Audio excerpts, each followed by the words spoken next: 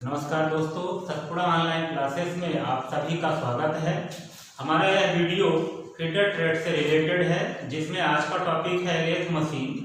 चूंकि आज के आधुनिक युग में बहुत सारे कार्य मशीनों के द्वारा किए जाते हैं, ठीक उसी प्रकार इंजीनियरिंग वर्कशॉपों में लेथ मशीन का महत्वपूर्ण स्थान है। तो देखते हैं लेथ मशीन का परिचय। चूंकि जितने भी वर्कशॉप हैं वहां पे प्रमुख रूप से यह मशीन का प्रयोग किया जाता है।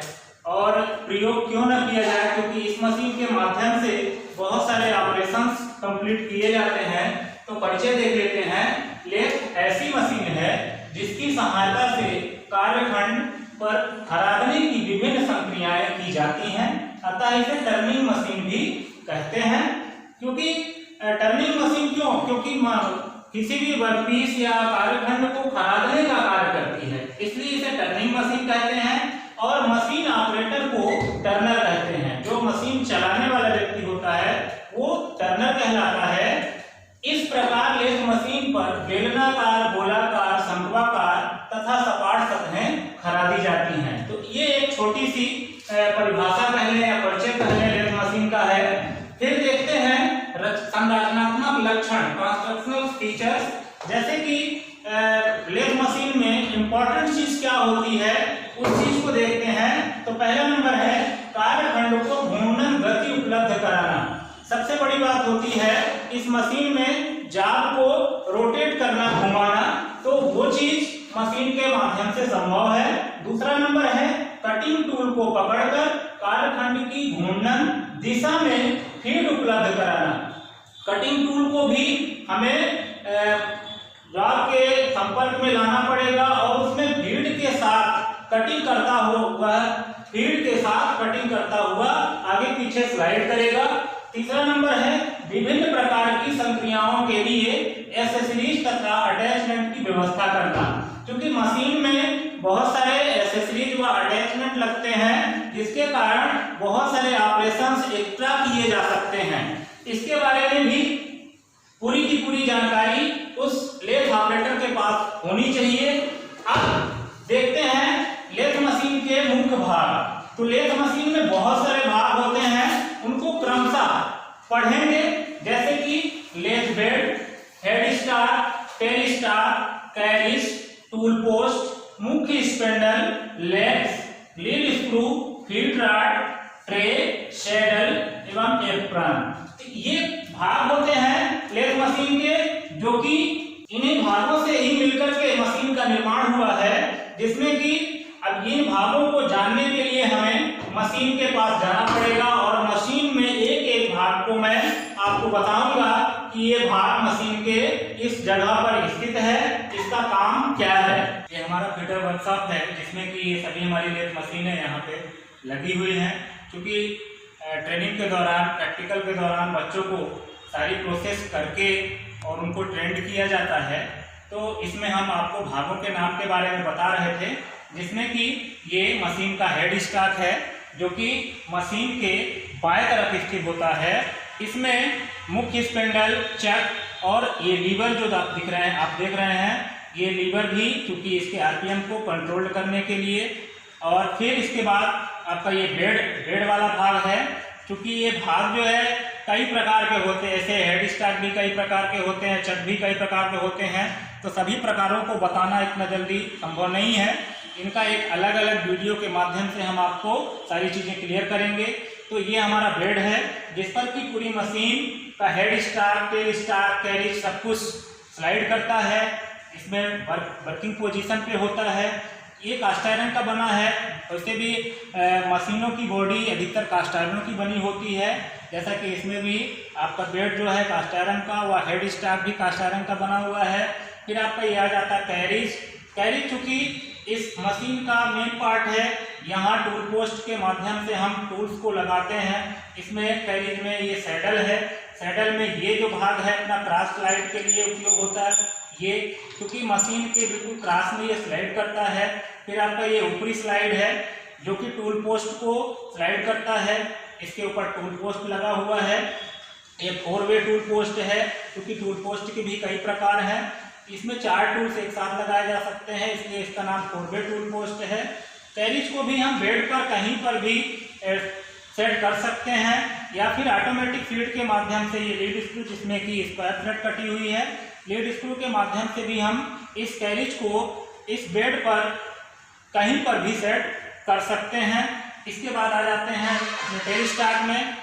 टेल स्टॉक है, जब लंबे जाब हों, भारी जाब हों, तो उनको सपोर्ट देने के लिए टेल स्टॉक का उपयोग किया जाता है सेंटर के माध्यम से, और ड्रिलिंग प्रोसेस के लिए भी टेल स्टॉक का उपयोग किया जाता है, क्योंकि इस स्पैंडल पे ही हमें ड्रिल बिट लगाना पड़ता है स्लिप के साथ, क्योंकि टेपर सैंक ड्रिल इसमें लगेंगे। इसके बाद आ जाते हैं अपने ट्रे के बारे में। ये जो आप देख रहे हैं ये पूरा ट्रे है।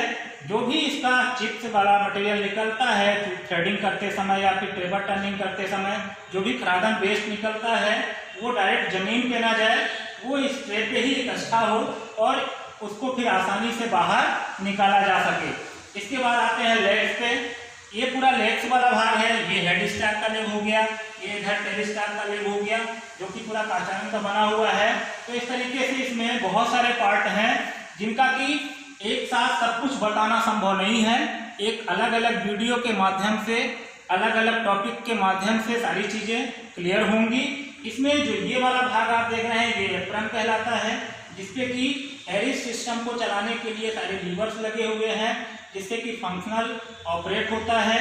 यहाँ पर पूरा ये सिस्टम गियर बॉक्स लगा हुआ है, जिसमें कि छोटे बड़े कई गियरों की मालाएं हैं। यहाँ पे ये लीड स्क्रू को कनेक्ट करने के लिए यहाँ पे पूरा सिस्टम लगा हुआ है, जिसके माध्यम से लीड स्क्रू कनेक्ट होता है, जो कि ऑटोमेटिक स्लाइड फीड देने के लिए कैरिज का इस्तेमाल करता है।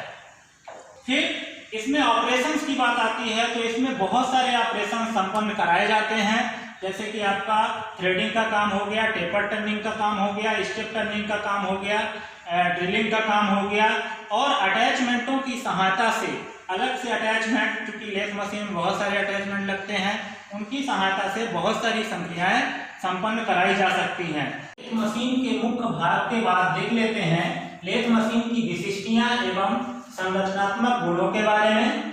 ये इसलिए जानना जरूरी है कि जब लेथ ऑपरेटर या फिर कुशल कारीगर इन सब चीजों के बारे में जानेगा, तभी वह उसके जॉब का निर्धारण कर सकता है कि इसमें किस साइज का जॉब लगेगा, उसका व्यास क्या होना चाहिए, उसकी लेंथ क्या होनी चाहिए।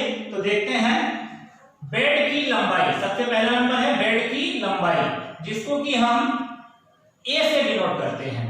यहां देखें, क्योंकि ये सेंटर है हेड स्टॉक का, ये टेल स्टॉक का, तो यहां से ये जो लाइन आई है और इधर ये टोटल लंबाई, तो ये पूरी लंबाई जो है ये बेड की लंबाई है, जिसको कि हम ए से दिखा रहे हैं। तो ये जानना जरूरी है कि ये लंबाई कितनी है, कितने मीटर है। फिर इसके बाद दूसरा नंबर है दोनों केंद्रकों के बीच की दूरी, जिसको कि बी से दिखा रहे हैं। बी यहां पे देखें, दोनों केंद्रों हेड स्टॉक का केंद्र और टेल स्टॉक का केंद्र, दोनों केंद्रकों के बीच की दूरी कितनी है, इसमें कितना लंबा जाब लगाया जा सकता है, उसको हम बी से देख रहे हैं, बी से डिनोट कर रहे हैं। फिर तीसरे नंबर पर बात आती है केंद्रक की बेड से ऊंचाई, जिसको कि हम सी से दिखा रहे हैं। केंद्रक की बेड से ऊंचाई देख लेते हैं, यहाँ पे सी, ये बेड का सतह है।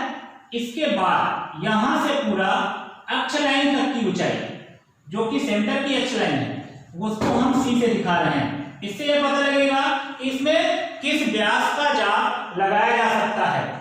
फिर चौथे नंबर पे देखते हैं बेड पर अधिकतम स्विंग व स्विंग, मतलब बेड पर वह जाब स्विंग करेगा तो किस साइज का स्विंग करेगा, उस चीज को देखते हैं, जिसको कि हम डी से दिखा रहे हैं। डी का भाग ये है, यहाँ बेड की सतह, तो इससे अक्ष तक का जो व्यास है उसका प्लस दुगुना है ना।